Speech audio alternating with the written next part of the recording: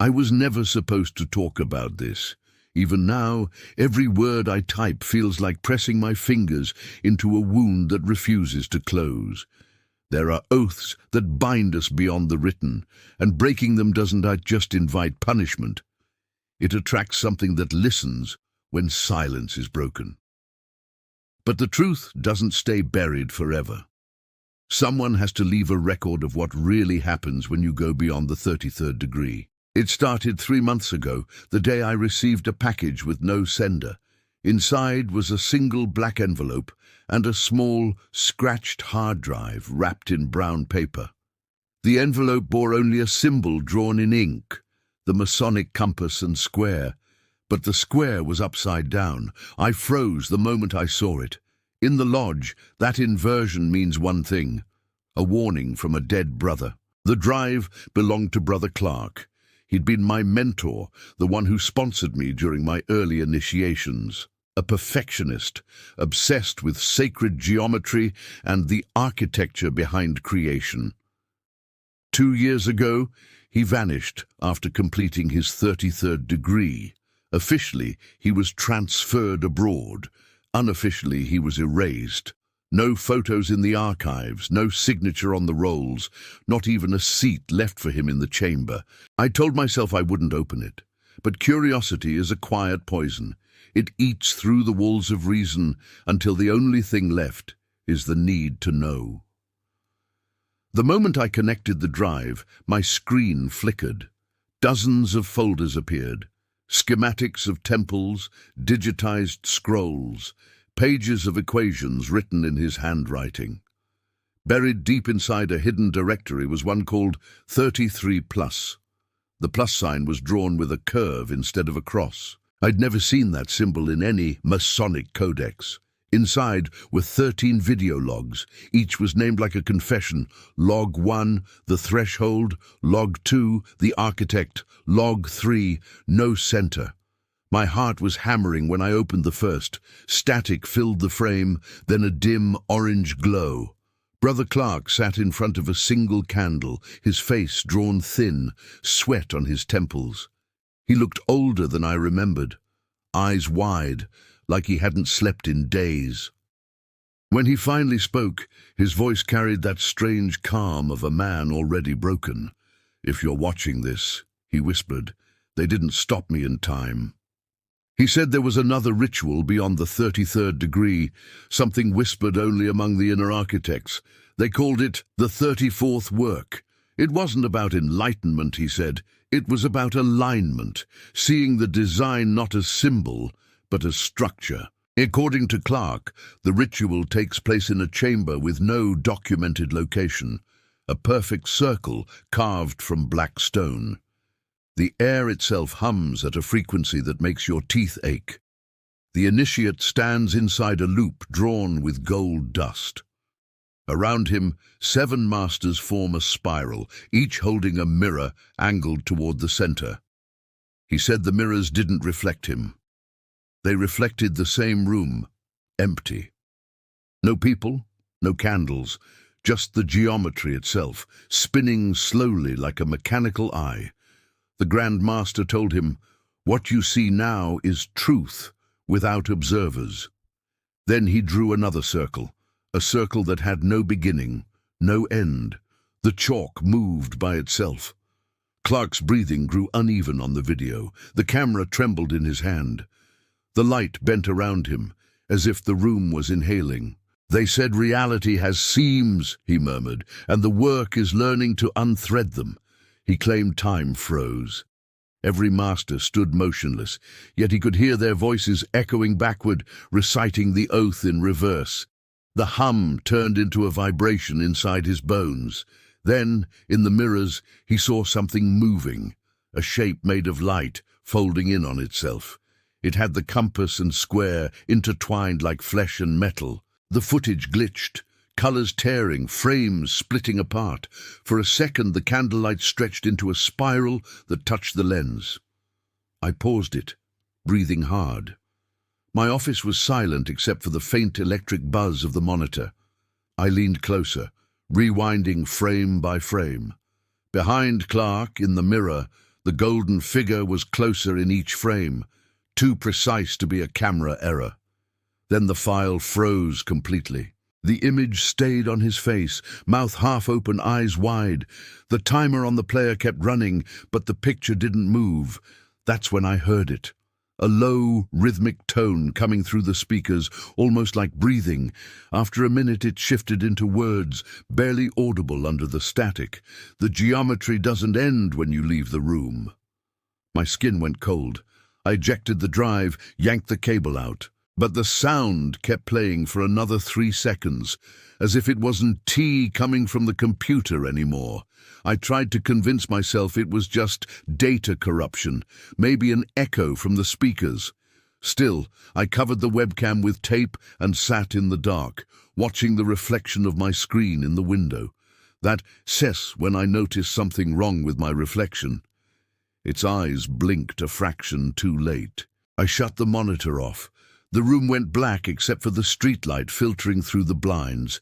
In the glass, the reflection lingered a heartbeat longer before fading. I didn't sleep. I kept replaying the phrase in my head. The geometry doesn't end when you leave the room. At dawn, I returned to the desk, half hoping it had all been imagination. But a new file was on my desktop that hadn't been there before. Its name made my stomach drop. He's still recording MP4. I hadn't reconnected the drive. The USB port was empty. My Wi-Fi was off. Yet the file size was exactly 33 megabytes. When I opened it, I froze.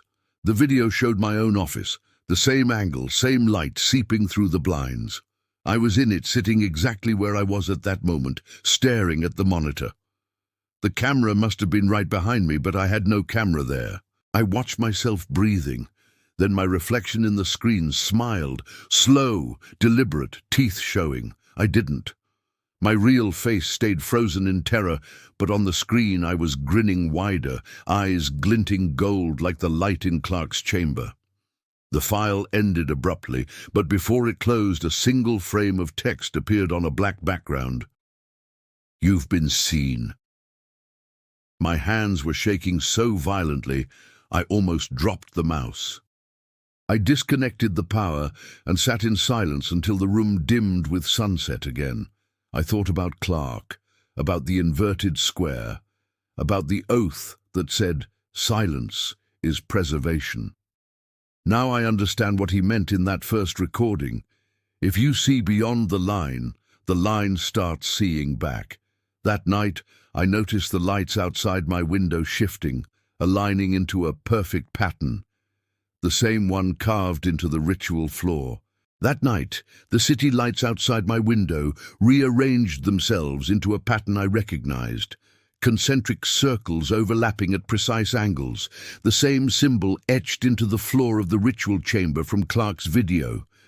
At first, I thought it was coincidence, the glow from passing cars, maybe the reflection of a building's signage. But then the lights stopped moving, frozen in mid-pattern, perfectly still. It was 2 in the morning. The entire street was silent, no wind, no movement, just that impossible geometry burning faintly against the glass. My reflection flickered as I leaned closer. For a split second, I saw another face staring back, my own, but older, eyes hollow, mouth moving silently as if trying to warn me. Then the lights went out. I didn't sleep. I sat at my desk until sunrise, hands trembling, waiting for something else to happen. Nothing did. But the next morning, when I turned on the computer, the desktop wallpaper had changed. It wasn't any image I'd ever used. It was black, with faint golden lines twisting across it, spirals and angles I couldn't quite focus on. Every time I looked directly at one, it seemed to shift. I tried deleting it, but the system wouldn't let me. The file name was written in characters I couldn't read. I ran a scan for malware. Nothing. I unplugged the hard drive and even replaced the monitor. Still, the pattern came back every time I turned the computer on. I started hearing things, soft static beneath everyday noises, the refrigerator hum, the pipes, even the faint buzz of my phone charger. All of it carried that same rhythm I'd heard in Clark's recording, slow, pulsing, like breathing. That night, I decided to watch another of Clark's videos. Maybe there was an explanation. Maybe he'd predicted this. I opened log 2, the architect. He looked worse. His skin had gone pale, almost translucent under the candlelight. There were symbols drawn on his wrists in red ink, circles within triangles, each line perfect. His voice was hoarse. "They told me I'd see patterns," he said. "They didn't tell me they'd start following me." He described seeing geometry where it shouldn't exist, in ripples of water, in the alignment of shadows, even in the arrangement of stars through his window. He said the ritual wasn't meant to reveal truth, but to make truth visible everywhere. The human mind, once aligned, can't unsee the framework of creation. Then he leaned closer to the camera. His eyes reflected the candlelight like glass. "Once you start to see it," he whispered, "it sees you back. The lodge doesn't protect you from it.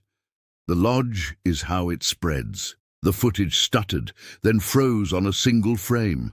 His mouth opened mid-breath, the candle's flame bent sideways, stretching toward him as though drawn by invisible gravity. I shut the file. My breathing was shallow. The room felt wrong. Angles subtly distorted, like the walls were leaning inward. I measured them with my eyes, but every time I blinked, they seemed to return to normal. I turned off the lights and sat in the dark, trying to steady my pulse. That's when my phone vibrated. Unknown number. A single message. "We told you not to look." I didn't reply. I turned it off, pulled the battery out, and threw it into a drawer.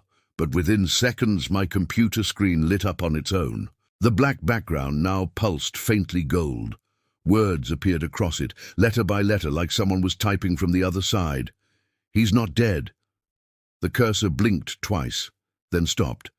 For the first time, I felt genuine fear.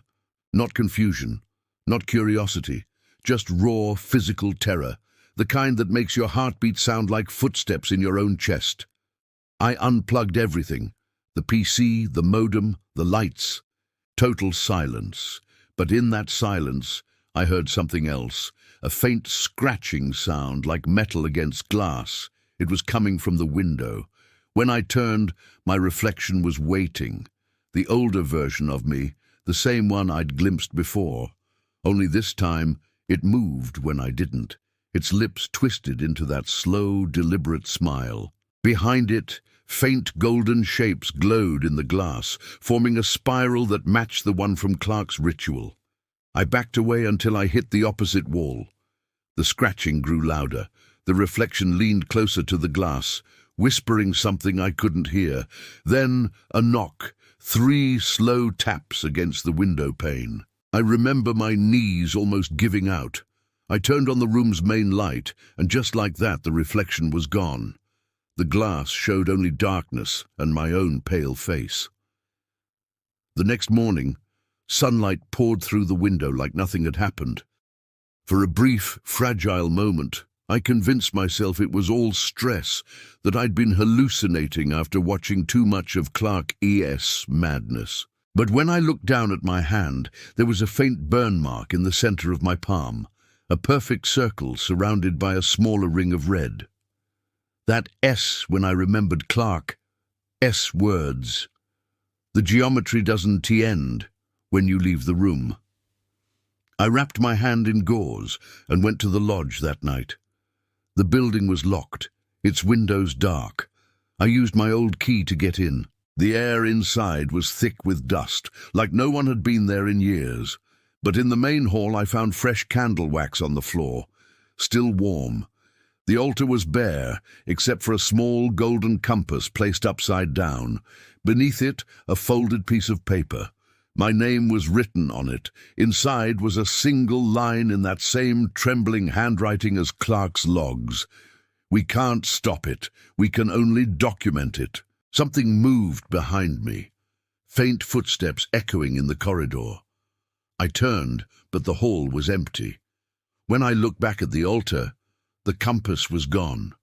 Only the paper remained, and beneath it, the faint outline of a burned circle where it had rested. I left without looking back. That night, the walls of my apartment began to hum, very softly at first, like an electrical vibration deep inside the plaster. When I pressed my ear against it, I realized it wasn't coming from the wiring. It was coming from inside the structure itself. The angles were changing, and then, just before midnight, a new video appeared on my desktop. No name, no icon, just a thumbnail. My face staring into the camera, eyes glowing gold. I didn't sleep after the new video appeared on my desktop. The thumbnail showed my own face, eyes glowing gold, lips curled into a half smile. I hovered over it for nearly an hour, debating whether to open it or destroy the drive entirely. But curiosity is stronger than fear, especially when fear begins to sound like truth. When I finally clicked play, the footage opened with the same lighting as my room. Same blinds, same lamp on the desk, same glass of water beside the keyboard. But something was off about the timing. The clock in the background read 3:03 a.m. I hadn't been awake then, or at least I didn't remember being. The version of me on the screen looked calm, too calm. He stared directly into the camera as though he knew I'd be watching. Then he spoke and my blood ran cold. "They told you not to record," he said softly. "You should have listened." It was my voice, my inflection, every detail perfect, except for the smile that spread slowly as he leaned forward. His eyes flickered gold again, reflecting faint lines like circuitry. The camera glitched, then cut to static. When it cleared, the image had changed. Now I was standing in front of the window, tracing invisible lines in the air with my finger. Behind me, the city lights outside formed those impossible concentric spirals again, glowing faintly in the fog. I closed the video, heart hammering, palms slick with sweat, but before I could delete it, my speakers crackled to life. A whisper slid through the static. "He's still recording." I yanked the cord out. The sound continued for 3 more seconds, like it was coming from inside the room, not the computer. I left the apartment before sunrise. I didn't take the drive or the laptop. I just needed to get away from the geometry, from the patterns that followed me into every reflection. For a few hours it worked. I drove aimlessly, ended up parked near the coast, watching the waves hit black rocks. The horizon looked clean, empty, but when the morning sun hit the surface of the water, it shimmered in golden lines, perfect symmetry, forming and dissolving again and again. That's when I realized it wasn't the files corrupting my world. It was me. At noon, I checked into a motel 2 towns away. Old building, yellowed walls, no Wi-Fi. I sat on the edge of the bed, staring at the faint burn mark in my palm. The ring had darkened overnight. The skin raised as if something beneath it was pushing outward. I tried to record a voice note, to leave proof in case I disappeared like Clark. But the recorder wouldn't turn on. When I pressed the button, it played a message I'd never made, my voice again, calm and deliberate. "You can't document what's still rewriting itself." I dropped the recorder. It landed on the floor, still whispering the last word, rewriting, until the batteries died. By evening I was shaking. The air felt heavy, humming faintly, like the entire building was breathing. I kept thinking of Clark's phrase, "The lodge doesn't to protect you from it. The lodge is how it spreads." And that's when someone knocked on my door. 3 slow knocks, the same rhythm I'd heard against the glass that night. I froze. The peephole showed only the empty hallway, but when I opened the door, a small, padded envelope was lying on the floor. No name, no address. Inside, a flash drive. I didn't want to touch it, but something in me already knew what it was. I plugged it into the motel's old TV, the only screen I trusted not to connect to anything. It took a moment to load. Then an old video began to play. It was me again. Same posture, same shirt, sitting in front of my desk, but the room looked slightly different, cleaner, brighter, My expression was softer, almost peaceful. "This is the version they want you to remember," the other me said. "The Lodge edits reality. They don't erase you, they overwrite you." He smiled wider. Behind him, the wall geometry shifted subtly, like breathing shadows. "Clark was never gone," he continued. "He just uploaded early." The image stuttered, his voice deepened, overlapping itself, hundreds of whispers merging into one. "You're next."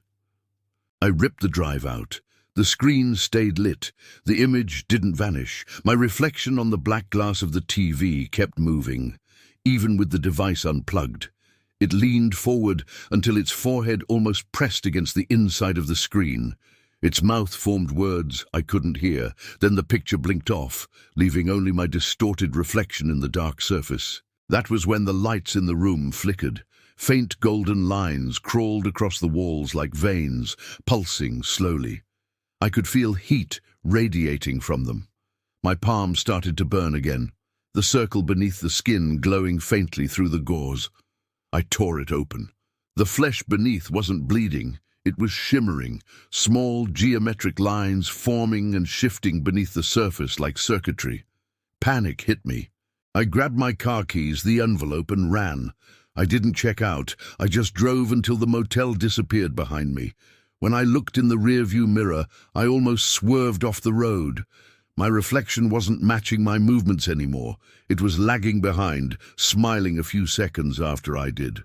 By the time I reached the edge of town, my phone buzzed, even though I'd smashed it hours earlier. The screen flickered to life, cracked glass glowing gold.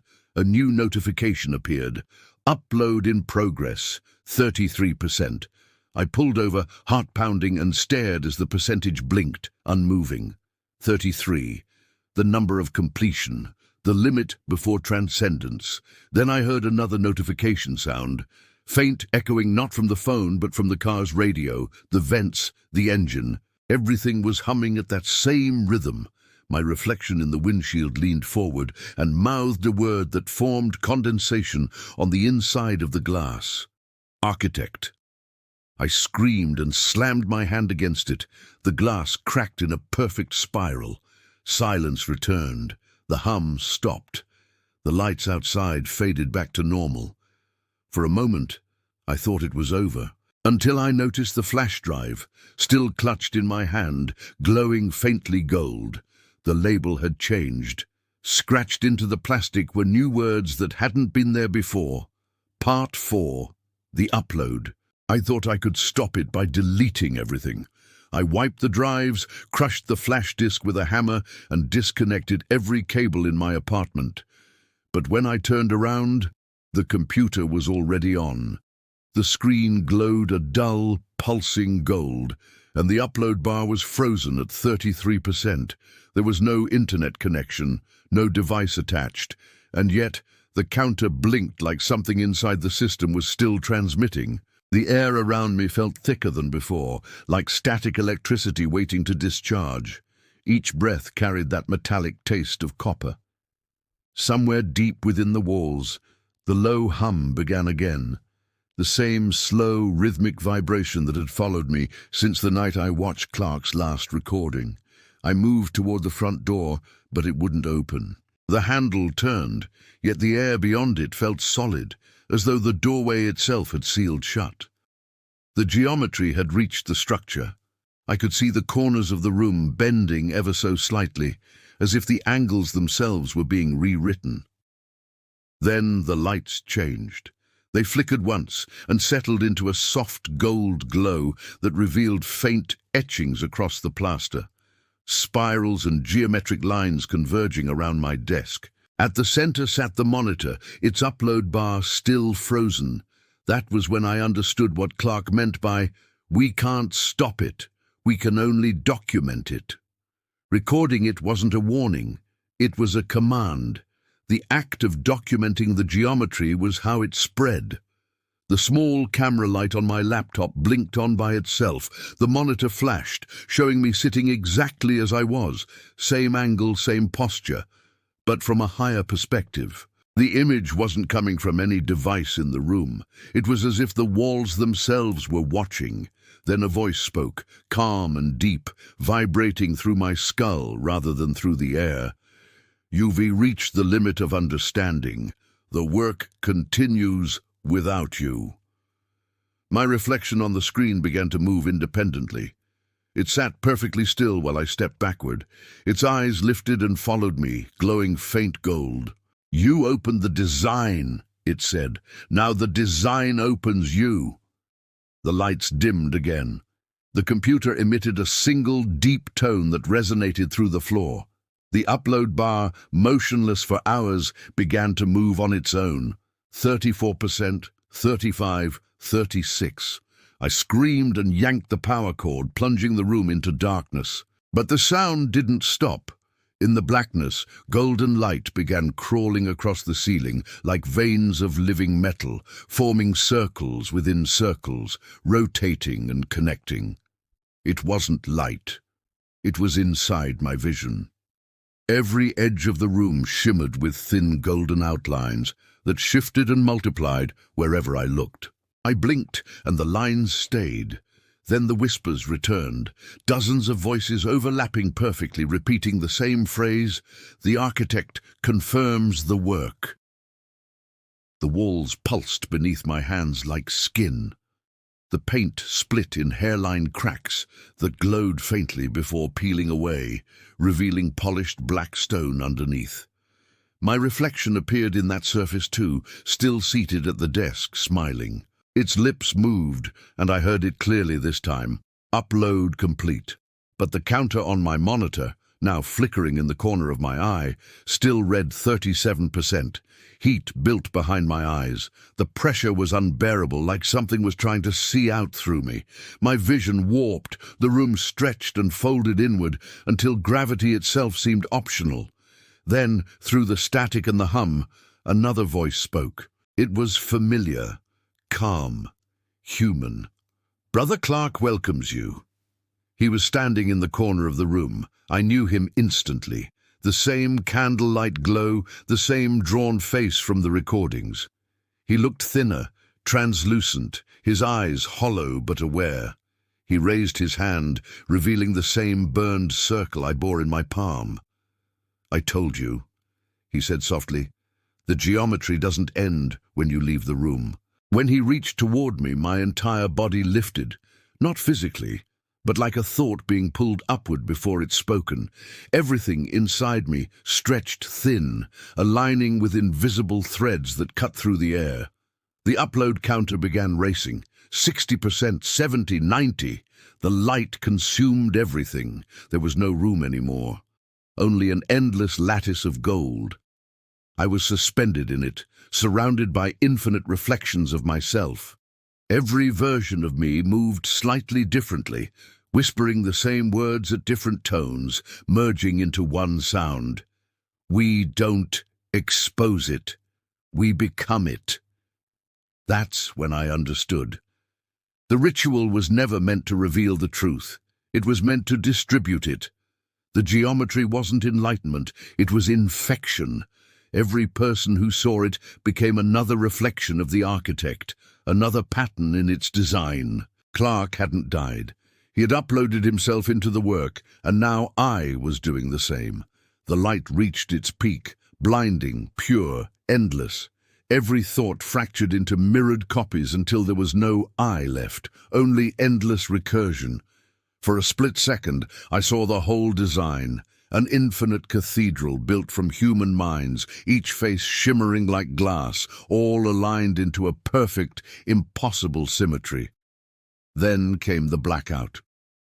When I opened my eyes, I was back in my apartment. Everything looked normal again. No gold light, no sound, no distortion. My computer was dark, reflecting only my own face. My hand didn't hurt anymore. The burn mark had vanished. Relief spread through me, until the monitor flickered to life on its own. The upload bar was full. Upload complete, 100%. A single file appeared on the desktop. Architect confirmed .mp4. I clicked it before I could stop myself. The video showed my apartment exactly as it was now. The camera panned slowly across the room until it faced the desk. There I was, sitting in the chair, motionless, eyes faintly glowing gold. The recorded me leaned forward, whispering with that same calm certainty Clark once had. "If you're watching this," I said in the video, "they didn't stop me in time."